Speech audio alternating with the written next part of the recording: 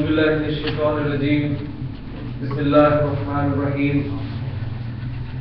والعادیات ضبحا فالموریات قدحا فالمغیرات صبحا فأثرن به نقعا وبسطن به جمعا ان الانسان لربه لکنود وانه على ذلك لشهید وَإِنَّهُ لِحُبِّ الْخَيْرِ لَشَدِيدٌ صدق اللہ العظیم رب اشرح لي صدری ويسر لي امری واحلل عقدۃ من لسانی یفقهوا قولی رب یسر ولا تعسر وتمم بالخیر آمین یا رب العالمین۔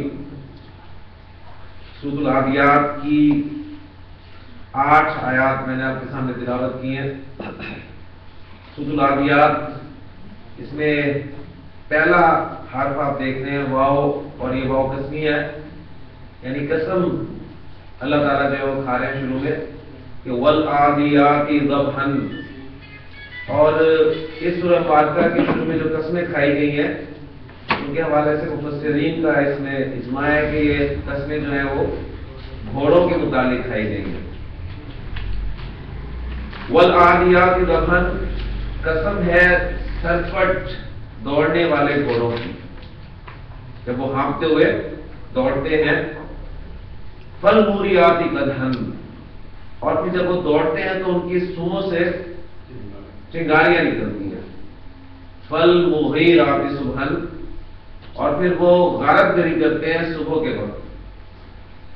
فأثرن به نقعا، اور جب وہ دوڑتے ہیں تو ان کے دوڑنے سے دھول جو ہے وہ اڑتی ہے، مٹی اڑتی ہے۔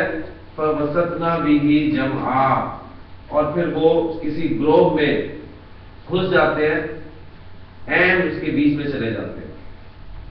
یہ تمام باتیں کرنے کے بعد جس بات پہ قسم کھائی جا رہی ہے وہ آگے آ رہی ہے کہ ان الانسان لربہ لکنود۔ اب دیکھیں، کل جو ہم نے سبق پڑھا تھا کہ جملہ اسمیہ میں آپ زور پیدا کرنا چاہتے ہیں انا استعمال کریں، ڈبل زور لانا چاہتے ہیں تو لام کو بھی استعمال کریں، اور مزید زور پیدا کرنا چاہتے ہیں تو قسم کھائیں۔ جیسے اس کی بہترین ایگزامپل آپ کے سامنے سورۃ العصر کی صورت میں آئی تھی کہ والعصر ان الانسان لفی خسر، زمانے کی قسم، یعنی پہلے کسی بات پہ کسی چیز پہ قسم کھائی جائے گی اور اس کے بعد جس بات پہ قسم کھائی جائے گی اس کو بیان کیا جائے گا۔ تو کس بات پہ قسم کھائی گئی؟ کہ تمام انسان ایک بہت بڑے سفارے میں۔ تو یہاں بھی جن کی قسم کھائی گئی وہ شروع میں آ گئے، اور کس بات پہ قسم کھائی گئی کہ ان الانسان لربہ لکنود، یقیناً انسان تو اپنے رب کا بڑا ہی ناشکرا ہے۔ قرآن مجید کے اولین مخاطب عرب ہے، اور اللہ تعالیٰ نے عرب کو جو باتیں سمجھائی ہیں وہ ان کی مشاہدے کی چیزوں کے حوالے سے ہی سمجھائی ہیں۔ عرب کو آپ دیکھیں گے جو مثالیں قرآن نے دی ہیں، مثلا قرآن نے انہیں شرک کتنی خوبصورت ایگزامپل دے کے سمجھایا کہ الذین تدعون من دون اللہ، من دون اللہ، من دونہ یا من دون اللہ، وہ جنہیں تم اللہ کو چھوڑ کر پکارتے ہو، جنہیں تم اللہ کے علاوہ جنہیں پکارتے ہو، ما یملکون من قطمیر، وہ قطمیر جتنا بھی اختیار نہیں رکھتے۔ اب یہ قطمیر، اس کا ترجمہ آپ دیکھیں کہ مصحف میں تو آپ کو لکھا ہوا ملے گا ذرا بھی اختیار نہیں رکھتے۔ اب قطمیر کے معنی ذرا بھی کے نہیں ہے۔ اب جیسے میں نے عرض کیا کہ اولی مخاطب عرب ہے، اور عرب کے مشاہدے کی چیزوں سے اللہ تعالیٰ نے انہیں بات سمجھانے کی کوشش کی ہے۔ تو عرب کے لیے سب سے ان کا جانا پہچانا پھل وہ کون سا ہے؟ کھجور۔ اب کھجور کی مثالیں دے دے کے اللہ تعالیٰ نے باتیں سمجھائی ہیں، یعنی کھجور سے اتنے عرب واقف ہیں، ہم واقف نہیں ہیں۔ جیسے کہ کسی عرب سے کسی نے پوچھا تھا کہ تمہارے ہاں سب سے زیادہ پایا جانے والا پھل کون سا ہے؟ تو اس نے کہا کھجور۔ پھر اس نے پوچھا اس کے بعد، اس نے کہا کھجور۔ اس نے کہا اس کے بعد، اس نے کہا کھجور۔ اس نے پوچھا کیا تمہارے یہاں کھجور کے علاوہ بھی کچھ پایا جاتا ہے؟ اس نے کہا جی ہاں. کہنے لگا کیا؟ کہتا کھجور. تو کھجور کی مثالیں دے دے کے اب کتمیر دیکھیں کسے کہتے ہیں؟ کھجور کی گٹھلی. اس گٹھلی پر آپ نے اگر غور کیا ہو تو اس میں ایک باریک سی جھلی ہوتی ہے. اس جھلی کی کوئی ویلیو ہے؟ یعنی ہم نے اسے کبھی توجہ ہی نہیں دی. کھجور کھائی, گٹھلی پھینک دی, لیکن اس کی جھلی بے وقت چیز ہے. اس کو عربی زبان میں کتمیر کہا جاتا ہے. اس کی چونکہ کوئی حرکت نہیں ہے تو اللہ تعالیٰ نے دیکھیں شرک نے سمجھایا کہ الذین تدعون من دونہ یا من دون اللہ, وہ جنہیں تم اللہ کے علاوہ پکارتے ہو ان کے پاس تو کتمیر جتنا بھی اختیار. یعنی اس کو اردو میں ہم لے کے آئیں گے کہ ان کے پاس ذرا بھی اختیار نہیں ہے. اب عرب کے سامنے جب یہ لفظ آیا ہوگا تو اس نے فوری طور پہ اس کو سمجھ لیا ہوگا. پھر اتنا آخرت کے حوالے سے اللہ تعالیٰ نے ہمیں بات سمجھائی کہ آخرت میں تم پہ ذرا بھی ظلم نہیں ہوگا. تو وہاں پر بڑے خوبصورت الفاظ ہیں لا تظلمون فتیلا. تو ترجمہ اس کا بھی یہ ملتا ہے کہ تم پہ ذرا بھی ظلم نہیں ہوگا. فتیل کسے کہتے ہیں؟ اب فتیل پھر کھجور کی گٹھلی, اس کی جھلی کی بات ہوگی. اب کھجور کی آپ دیکھتے ہیں ایک ناپ ہوتی ہے, ایک لائن جو لگی ہوتی ہے, اس لائن میں ایک باریک سا دھاگا ہوتا ہے. اب اس کی بھی کوئی ویلیو نہیں. اس کو عربی زبان میں فتیل کہتے ہیں. یعنی یہ بتایا گیا تم پہ ذرا اتنی بھی زیادتی نہیں ہوگی, اس فتیل اتنی بھی زیادتی نہیں ہوگی, تمہارے پہ ظلم نہیں کیا جائے گا. آخرت یعنی اتنا وہ آخرت جو ہے اس کا کنسیپٹ قرآن نے کلیئر کرنے کی کوشش کی. اب یہاں پہ دیکھیں سورہ مبارکہ میں عرب دو پیشے, یا تجارت کرتے تھے یا غارت گری. اب جو تجارت کرتے تھے, تجارت کے لیے وہ جانور کیا استعمال کرتے تھے؟ اونٹ. اب اونٹ کی ویلیو عرب کے نزدیک کیا ہے؟ آپ اکثر قرآن مجید میں اونٹ کے حوالے سے مثالیں دیکھیں گے. یعنی قیامت کے اس تذکرے کو اللہ تعالیٰ نے اس طرح بیان کیا کہ وہ جو یہاں پر الفاظ ہے کہ جب 10 ماہ کی گاون اونٹنی کھلی پھرے گی, چھوڑ دی جائیں گے, انہیں اٹینڈ کرنے والا کوئی نہیں ہوگا. یعنی ان کے نزدیک ایک اونٹ کی ویلیو تھی, اس اونٹنی کی ویلیو جو بچے کو ڈلیور کرنے والی ہو, یعنی اس کا اتنا خیال رکھتے تھے عرب کہ ہم ان چیزوں کو سمجھ نہیں سکتے. یعنی شہر میں رہنے والے ان باتوں کو نہیں سمجھ سکتے. تو عرب کے نزدیک اونٹنی کی ویلیو بڑی تھی. اسی طرح آپ دیکھتے ہیں دوسری مثالوں میں بھی نبی کریم نے جو فرمایا حضرت علی سے کہ علی اگر تمہاری وجہ سے ایک شخص بھی راہ ہدایت پر آ گیا تو یہ تمہارے لیے سرخ اونٹوں سے بہتر ہوگا. اب ہمارے لیے اونٹ یا سرخ اونٹ وہ امپورٹنس نہیں ہے, یعنی ہمارے لیے ان کی کوئی اٹریکشن نہیں ہے کیونکہ ہمیں پتہ نہیں ہے. یعنی ہمیں کہا جائے کہ تمہارے لیے جو مرسڈیز سے بہتر ہوگا تو بات ہمیں سمجھ میں آتی ہے. تو اس حوالے سے عرب تجارت کے لیے اونٹ استعمال کرتے تھے, ریگستان کا جہاز, اور جب وہ غارت گری کرنے کے لیے نکلتے تھے تو اس وقت وہ ظاہرہ اونٹ بھی استعمال کرتے تھے, گھوڑے استعمال کرتے تھے. تو اب اس سورہ مبارکہ میں وہ جو ذکر ہوا ہے نا ان گھوڑوں کا ہی ذکر ہوا ہے, اور بات اللہ تعالیٰ نے دیکھی کتنے خوبصورت انداز میں سمجھائی ہے کہ والعادیات ضبحا, قسم ہے سرپٹ ہانپتے ہوئے گھوڑوں کی, دوڑنے والے گھوڑوں کی. اور جب وہ دوڑتے ہیں تو اپنے صبح سے سنگاریاں نکالتے ہیں اور پھر صبح کے وقت وہ صبح غارت گری کرتے ہیں. یعنی قبائلی نظام ہے, ایک قبیلہ دوسرے قبیلے پر حملہ کر رہا ہے, ان کا مال لوٹ رہا ہے, ان کے لوگوں کو مردوں کو غلام بنا رہا ہے. اب صبح کا وقت وہ چنتے تھے اس لیے کہ اس وقت انسان جو ہے وہ عام طور پہ یعنی ساری رات انسان جاگتا بھی رہے, تو وہ وقت ایسا ہوتا ہے کہ اس وقت نیند آ ہی جاتی ہے. لیکن ظاہر بات ہے جو آگے موجود ہیں وہ ایسے بھی نہیں ہے, وہ بھی تیار بیٹھے ہیں. تو وہ دھول اڑاتے ہوئے اس گروہ میں جا کر بیچ میں جا کے حملہ کرتے تھے. تو اب وہ جو ریزسٹ کر رہے ہیں آگے سے, وہ تیر چلا رہے ہیں, تلواریں ان کے پاس, نیزے ان کے پاس, اب وہ جوابی کارروائی کر رہے ہیں. اب انسان جو ہے وہ اونٹ اسے گھوڑے کو کھلاتا ہے, اسے سردی سے بچاتا ہے, اسے دھوپ سے بچاتا ہے, یعنی اس کا خیال رکھتا ہے, اور اس کے بدلے میں وہ اسے کیا چاہتا ہے کہ یہ میری بات مانے. اب گھوڑے پر وہ دوڑ رہا ہے تو اب گھوڑا آگے اس گروہ کو دیکھ کر اگر وہاں پر جانے سے انکار کر دے اور کہہ دے کہ جی میری تو ان سے کوئی دشمنی نہیں ہے، میری تو ان سے کوئی لڑائی نہیں ہے، تمہارا مسئلہ ہے، تم جاؤ لڑو.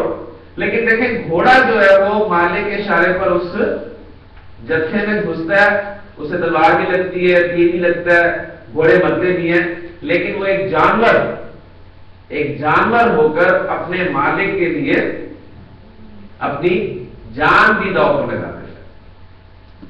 یہ گھوڑے کی وفاداری اس حوالے سے کہ وہ جانتا ہے کہ یہ میرا مالک ہے، یہ میرا مالک ہے، مالک کے اشارے پر اپنی جان بھی جو ہے وہ قربان کرنے کے لیے تیار ہو جاتا ہے. اب یہ تمام باتیں کر کے قسم کس میں کھائی جا رہی ہے؟ ان الانسان لربہ لکنود، انسان تو اپنے رب کا بڑا ہی ناشکر ہے. اس جانور کو دیکھے کہ وہ جانتا ہے کہ یہ میرا مالک ہے، خالق نہیں ہے، لیکن اس کے لیے اپنی جان تک جو ہے وہ دے دیتا ہے. لیکن انسان جو ہے وہ اپنے رب کا بڑا ہی ناشکر ہے. وَإِنَّهُ عَلَىٰ ذَلِكَ لَشَهِيدٌ، اور ایسی بات نہیں ہے کہ اسے پتہ نہیں ہے، اس پہ وہ خود گواہ بھی ہے.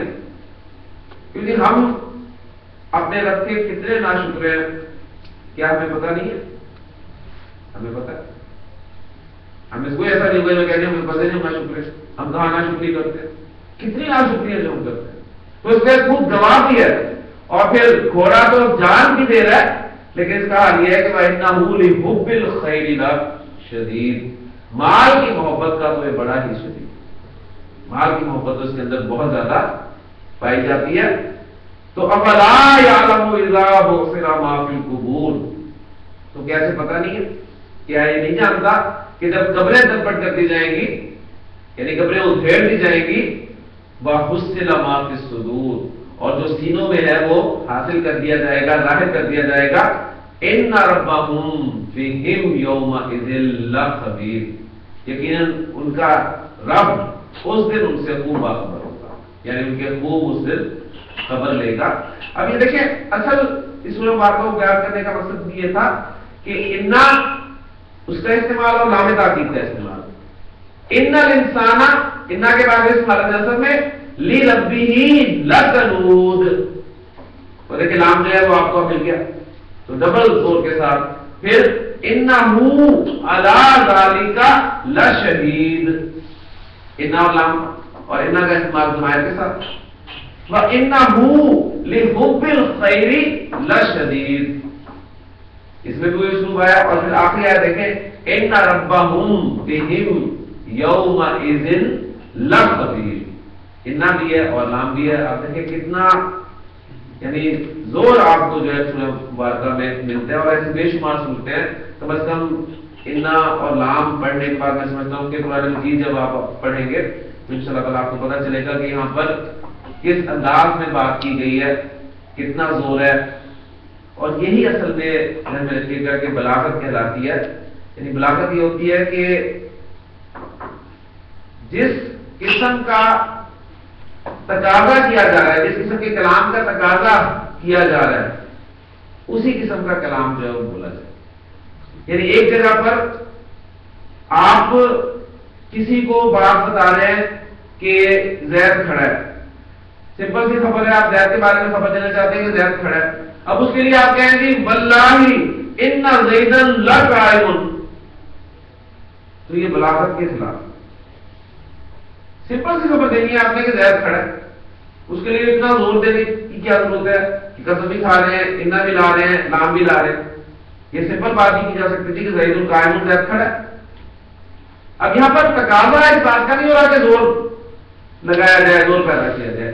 جہاں پر تقاضا ہے کہ یہاں پر زوردار انداز میں بات کرنی چاہیے، وہاں پر اس کے مطابق جو ہے وہ اسلوب اختیار کرنا، یہی بلاغت ہے. اور قرآن مجید سے زیادہ بلیغ اور فصیح کلام نہیں ہے. آج ہم مزید ایک سٹیپ اس میں لے کے جا رہے ہیں، اور وہ بھی انتہائی اہم سٹیپ ہے انا کے حوالے سے. اور اس کے بعد آپ دیکھیں گے قرآن مجید کا ایک اور اہم پہلو آپ کے سامنے آئے گا انشاءاللہ.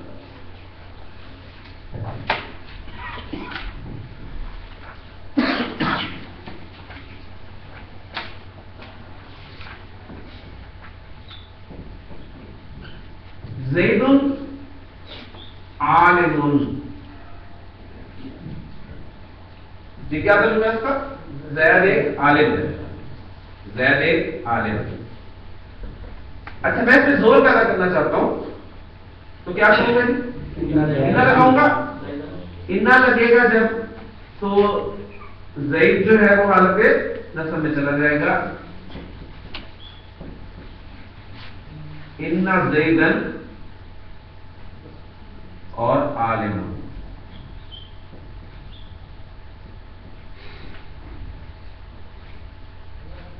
ٹھیک ہو گیا.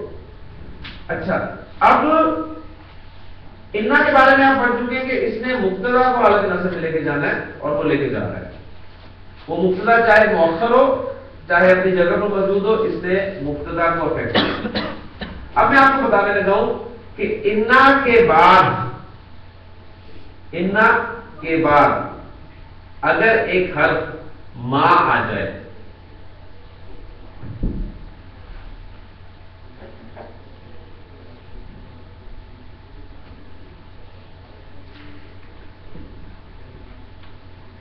انا کے بعد ایک حرف ما آ جائے انما, اور آپ قرآن مجید پڑھنے والے اس لفظ سے واقف ہیں. انما انا کے بعد حرف آ گیا ما. اب اس انا کے بعد آنے والے ما نے کیا کیا یہ آپ مجھے دیکھ کے بتائیں گے. انما زید عالم. واپس نہیں لے گیا, وہ ختم ہو گیا. اس معنی کیا کیا؟ انا کا جو اثر تھا وہ ختم کر دیا. حالت نصب میں لے کے جانے والا مبتدا کو اس کو اس نے روک دیا. مطلب کیا؟ اچھا پہلے اس کو سمجھ لیں کہ اس نے کرنا کیا ہے, اس کے بعد اس کے معنی کیا بنتے ہیں وہ میں واضح کرتا ہوں آپ کے سامنے انشاءاللہ. تو انا زیدن عالم, انما زید عالم, یعنی اس ماں نے انا کے اثر کو ظاہر کر دیا, ختم کر دیا, روک دیا.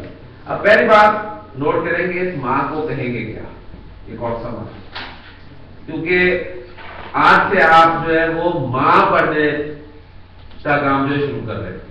یعنی پہلا ماں آپ کے سامنے آ گیا, اس کے بعد آپ بہت سارے ماں جو ہے وہ پڑھیں گے آگے. ٹھیک, تو یہ پہلا ماں آپ کے سامنے آ گیا.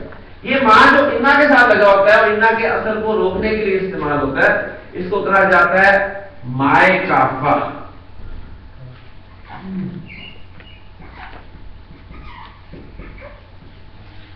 کفہ کفو کے معنی ہوتا ہے روکنا.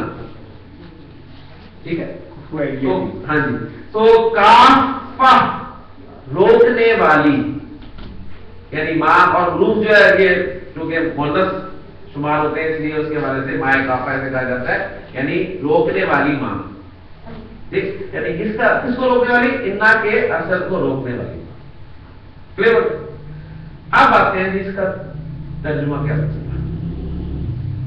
انما زید عالم. انما گرامر والے کہتے ہیں کہ کلمہ حصر کہلاتا ہے.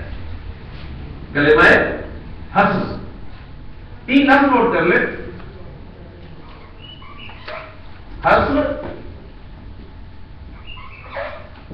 کسر اور تخصیص. حصر, کسر, تخصیص, ان 3 الفاظ کے ایک ہی معنی ہے. ان تینوں الفاظ کے ایک ہی معنی ہے. اب وہ معنی کیا ہے؟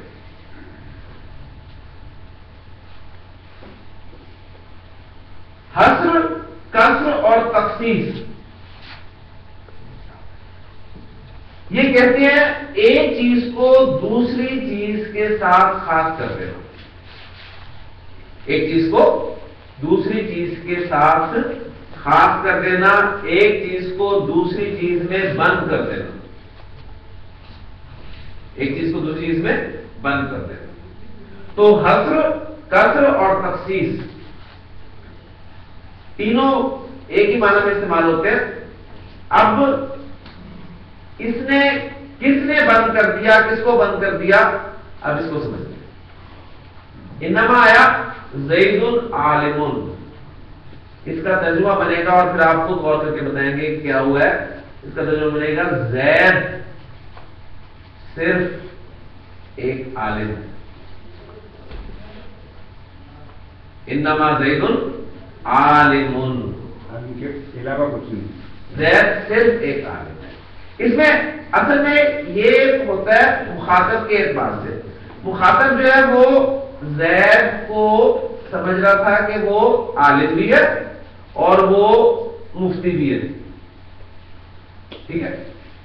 آپ نے انما استعمال کر کے انما زید عالم, اس کے مفتی ہونے والا جو ہے وہ ختم کر دیا اور اس کو یعنی مخصوص کر دیا عالم کے ساتھ. زید صرف ایک عالم ہے, یعنی اور کچھ نہیں والی بات نہیں کرے گی, اس لیے کہ زید انسان بھی تو ہے, زید انسان ہے, زید جاندار ہے, ٹیچر ہے, اور بھی کچھ ہو سکتا ہے. لیکن یعنی وہ مخاطب کے ذہن میں جو دو باتیں تھی نا کہ زید مفتی بھی ہے اور عالم بھی ہے, آپ نے یہ جملہ بول کر یعنی انما لا کر اس کے ایک خیال کو جو ہے وہ دور کر دیا اور آپ نے یعنی زید کو بند کر دیا علم, باقی اس بات کو ختم کر دیا. باقی نہیں, وہ جو دوسری اس کے ذہن میں تھی اس کو, دونوں کو نہیں, جو ہے یعنی سب کو نہیں, سب تو بہت ساری صفات ہے نا, اس میں اور بھی بہت ساری صفات ہے, سب نہیں ختم ہو گئی, ٹھیک ہے نا. یعنی اس وقت جو مخاطب کے ذہن میں جو دو چیزیں تھی کہ زید عالم بھی ہے اور زید مفتی بھی ہے, تو آپ دیکھا کہ زید انما زید عالم, زید صرف ایک عالم. جیسے آپ مجھ سے سوال کرتے ہیں, آپ مجھ سے پوچھ لیتے ہیں, پھر جا کے سوال پوچھنا شروع کرتے ہیں, ٹھیک ہے. تو میں آپ سے کہوں گا انما انا مدرس, انما انا مدرس, میں صرف ایک مدرس ہوں, یعنی میں مفتی نہیں ہوں. آپ نے مجھے مفتی سمجھ کے میرے سے سوال کیا نا فکر کا, بات فالو کر رہے تھا, تو میں نے انما انا مدرس کہہ کے کلیئر کر دیا کہ میں صرف ایک مدرس ہوں.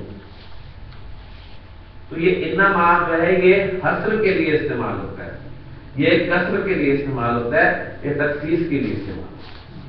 کلیئر ہو گیا. اور یہ بہت اہم چیز ہے, آپ کو قرآن مجید میں بہت جگہ پر ملے گا.